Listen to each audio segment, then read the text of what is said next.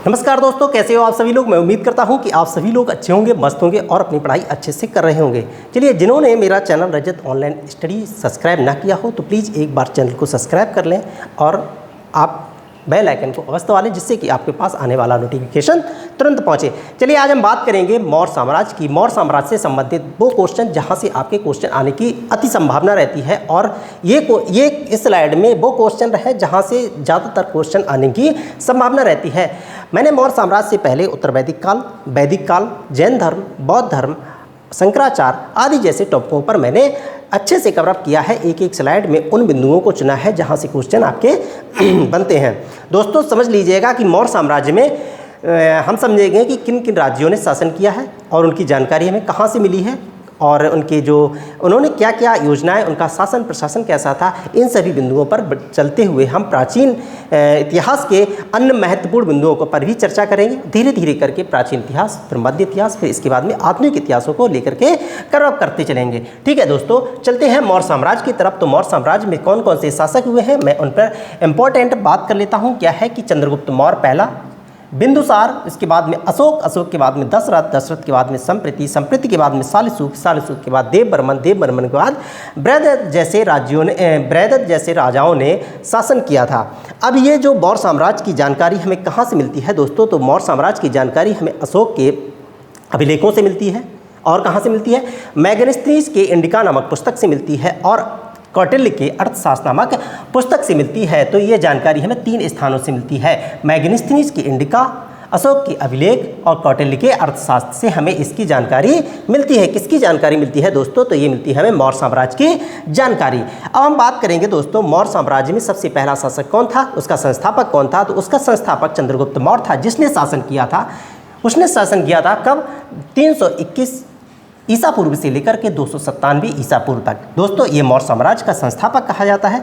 और चंद्रगुप्त को किस इतिहासकार ने उसको क्या कहा है, तो समझ लेते हैं। सेंड्रोकोटस किन किन इतिहासकारों ने कहा है? तो स्ट्रैबो, एरियन और जस्टिस।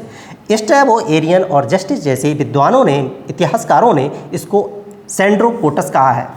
अब दोस्तों हम बात करेंगे एंड्रोकोटस किसने कहा है? तो इसने, ये इतिहासकार हुए हैं कौन कौन से?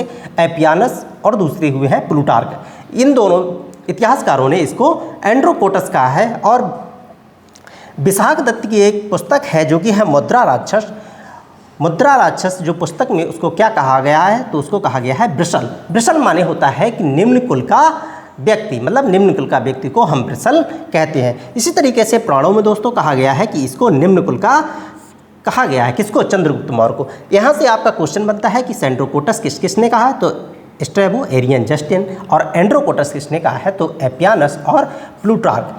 दोस्तों आगे बढ़ते हैं।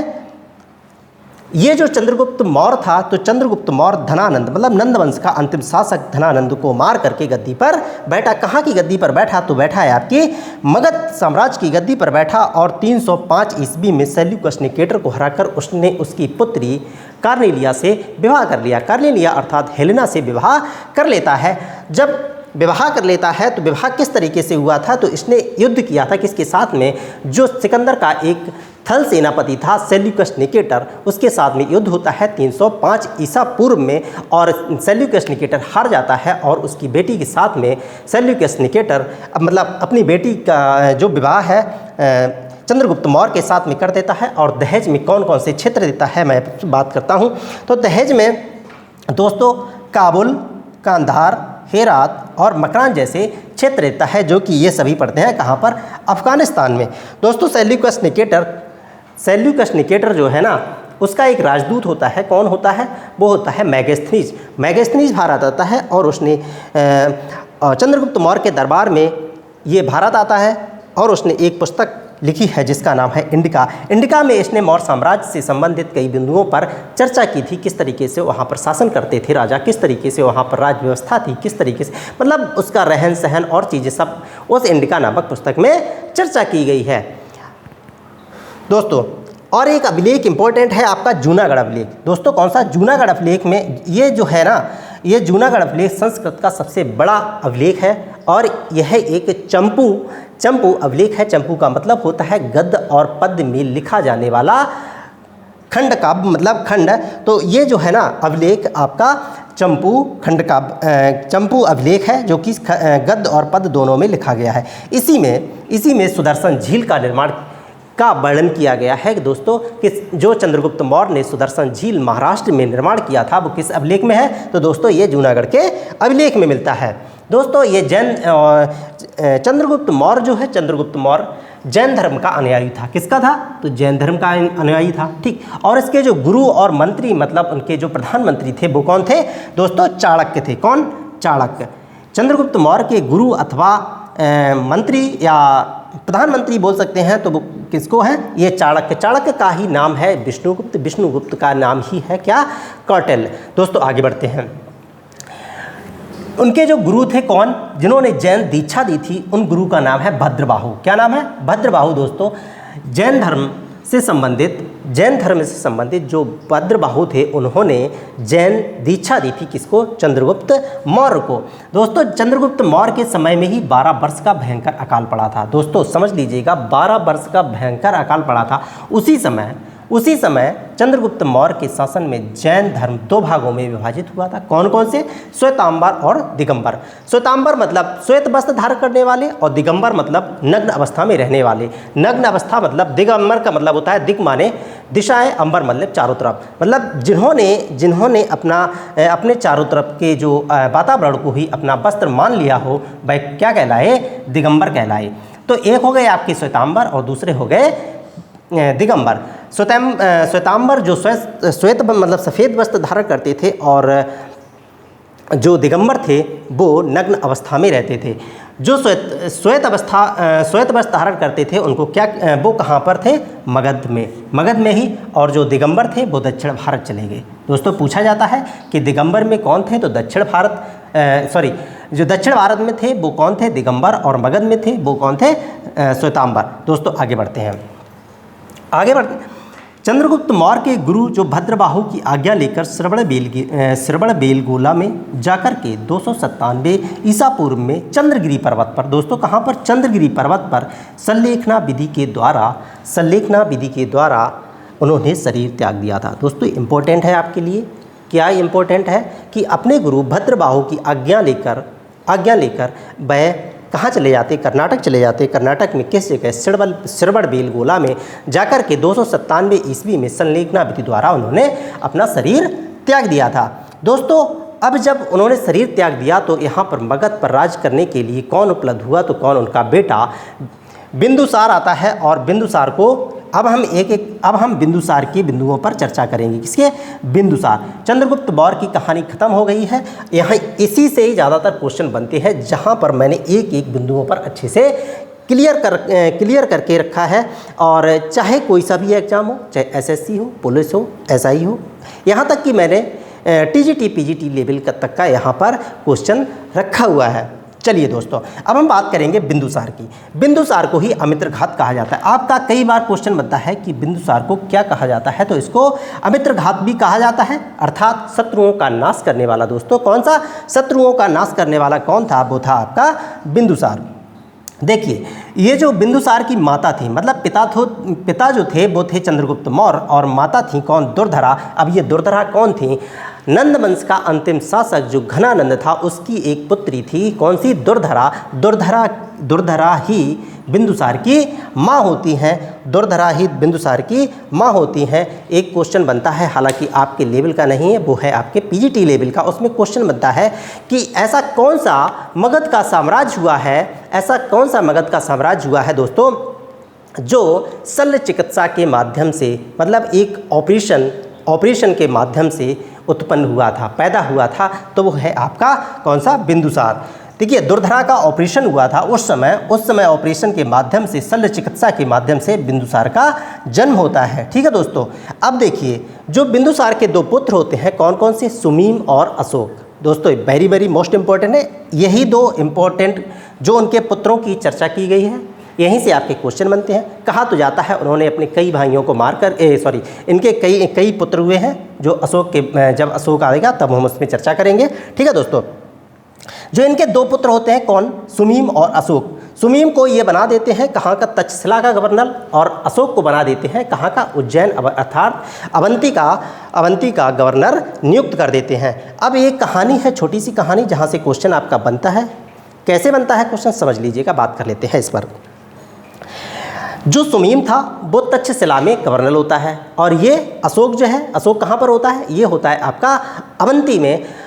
तक्षशिला में बहुत भयंकर विद्रोह हो जाता है। सुमीम उस विद्रोह को दबाने के लिए नाकाम रहता है, और ये जब खबर अशोक के पास पहुंचती है अर्थात अवंती पहुंचती है अर्थात उज्जैन पहुंचती है, तब वहां से अशोक उज्जैन छोड़कर कहाँ पहुंचता है, तक्षशिला में, और तक्षशिला में उस विद्रोह को दबा देता है। कौन? अशोक। ठीक है दोस्तों, तो ये इसका सबसे काबिल बेटा था। किसका? बिंदुसार का सबसे काबिल बेटा अशोक था। उसने तक्षशिला के विद्रोह को दबाया और वहाँ का भी गवर्नर नियुक्त हुआ। और एक दोस्तों क्वेश्चन पूछा जाता है कि अशोक ने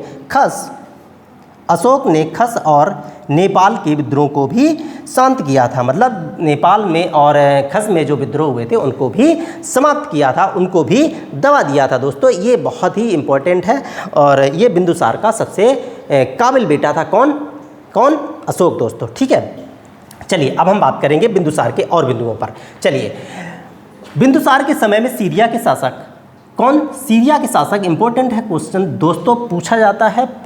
अगर क्वेश्चन बिंदुसार से बनेगा तो यहीं से बनेगा दोस्तों। ठीक है दोस्तों, क्या है कि सीरिया के शासक एंटियोकस प्रथम ने अपने राजदूत डाइमेकस को भारत भेजा था। समझ लीजिएगा, पूछा जाता है कि डाइमेकस किसके शासनकाल में भारत आया था। तो दोस्तों यह है आपका बिंदुसार के समय में सीरिया का शासक एंटियोकस के गवर्नर जो कि राजदूत के रूप में भारत आया था। कौन था? डाइमेकस। ठीक है दोस्तों, डाइमेकस। अब समझिए, जब डाइमेकस भारत आता है राजदूत बन करके, तब बिंदुसार एक शर्त रखते हैं। क्या शर्त रखते हैं समझ लीजिएगा, कि बिंदुसार कहते हैं कि हमें 3 वस्तुएं चाहिए। 3 वस्तुएं चाहिए, विदेशी वस्तुएं 3। कौन सी चाहिए? मीठी शराब। कौन सी दोस्तों? मीठी शराब और सूखा अंजीर और दार्शनिक। दोस्तों समझ लीजिएगा, आपके क्वेश्चन बनते हैं कि बिंदुसार ने सीरिया के शासक एंटियोकस से किन 3 चीज़ों का वर्णन किया था, किन 3 चीज़ें मांगी थी। कौन सा है? नंबर 1 मीठी शराब, नंबर 2 सूखा अंजीर, और 3 दार्शनिक। तो दोस्तों ये तो आपका मीठी शराब थी वो तो भिजवा दी किसने? एंटियोकस ने, और सूखा अंजीर भी भिजवा दिया। दोस्तों दार्शनिक को मना कर दिया। उसने कहा, किसने कहा? एंटियोकस ने कहा कि दार्शनिक जो होते हैं वो लेन देन के लिए, मतलब आयात निर्यात के लिए नहीं होते हैं। और यहीं से क्वेश्चन बनता है कि एंटियोकस ने किसको मना कर दिया था? तो दार्शनिक भेजने के लिए मना कर दिया था। दोस्तों यहीं से क्वेश्चन बनता है। चलिए, जो बिंदुसार का प्रधानमंत्री होता है वो कौन होता है? खल्लाटक। देखिए, चंद्रगुप्त मौर्य के दरबार में जो प्रधानमंत्री होता है वो कौन होता है? वो होता है कौटिल्य। और कौटिल्य के बाद में जो बनते हैं प्रधानमंत्री वो होते हैं खल्लाटक। ठीक है दोस्तों, यहीं पर एक और इम्पोर्टेंट क्वेश्चन है कि मिस्र के शासक टालमी फिलाडेल्फस ने डायोनीसियस को राजदूत के रूप में भारत भेजा था। यहीं से 2 क्वेश्चन बनते हैं कि सीरिया के शासक एंटियोकस प्रथम ने किसको भेजा था? तो भेजा था डाइमेकस को। किसके दरबार में भेजा था? ये भेजा था आपके बिंदुसार के दरबार में। दोस्तों इसी तरीके से मिस्र के शासक टालमी फिलाडेल्फस ने डायोनीसियस को बिंदुसार के दरबार में भारत भेजा था। और समझ लेते हैं दोस्तों, जो बिंदुसार था वो किस संप्रदाय से था? वो था आजीपक संप्रदाय से। दोस्तों आजीपक संप्रदाय से बिंदुसार था। क्वेश्चन पूछा जाता है। अब हम बात करेंगे थोड़ी सी किसकी? चाणक्य, मतलब कौटिल्य से थोड़ी बात करेंगे। कौटिल्य से जहाँ से क्वेश्चन बनता है, बस यहीं से अगर कौटिल्य से संबंधित क्वेश्चन आएगा तो यहीं से बन जाएगा। समझ लेते हैं दोस्तों, लास्ट तक बने रहिएगा। मैं दोस्तों वादा करता हूं कि अगर आपने एक बार स्लाइड पढ़ ली ना तो आपको दोबारा मतलब पढ़ने की ज़रूरत नहीं पड़ेगी। ठीक है दोस्तों, चलिए अब हम बात करेंगे चाणक्य कहाँ का शिक्षक था? दोस्तों चाणक्य था तक्षशिला का शिक्षक। कहाँ का? तक्षशिला का। उसकी एक पुस्तक होती है जो कि कौन होती है? अर्थशास्त्र किससे संबंधित है? पूछा जाता है। अर्थशास्त्र राजनीतिक से संबंधित है, राजनीतिक स्तर से संबंधित है।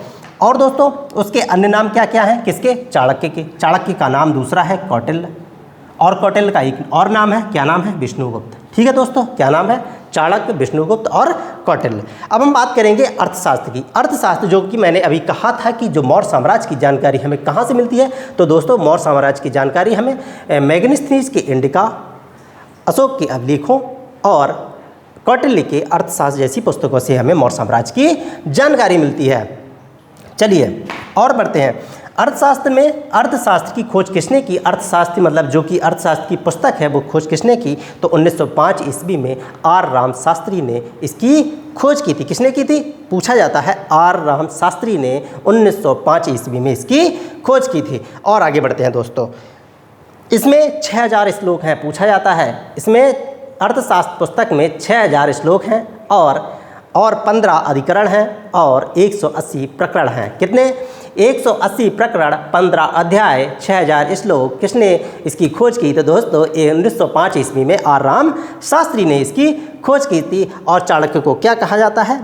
विष्णुगुप्त, कौटिल्य और चाणक्य कहा जाता है। ठीक है दोस्तों, ये कहाँ के शिक्षक थे? ये तक्षशिला के महान शिक्षक थे, प्रकांड विद्वान थे। ठीक है दोस्तों, चलिए इस तरीके से मैंने मौर्य साम्राज्य में चंद्रगुप्त मौर्य और बिंदुसार को कंप्लीट किया है। आपके लिए कल आने वाला है अशोक, उनकी अभिलेख, उन्होंने कहाँ कहाँ पर, मतलब एक ट्रिक के माध्यम से मैं उसकी पूरी भूमिका बनाते हुए चलूँगा और जिससे कि आपके दिमाग में एक एक क्वेश्चन, एक एक अभिलेख, किस अभिलेख में कौन सी बात कही गई है, उनके कौन कौन से 14 शिलालेख हैं, कौन कौन से उनके स्तंभ लेख हैं, इन सभी बिंदुओं पर चर्चा करते हुए मैं अशोक को इस तरीके से आपके सामने प्रेजेंट करूंगा जिससे कि आप कभी भी भूल नहीं पाएंगे। ठीक है दोस्तों, चलिए मिलते हैं मैं कल इसी समय और इसी टेक्निक के साथ में, जिससे कि आपके दिमाग में एक एक क्वेश्चन अच्छे से क्लियर हो जाए। चलिए आप सभी लोगों को एक बार फिर से मैं धन्यवाद देता हूँ।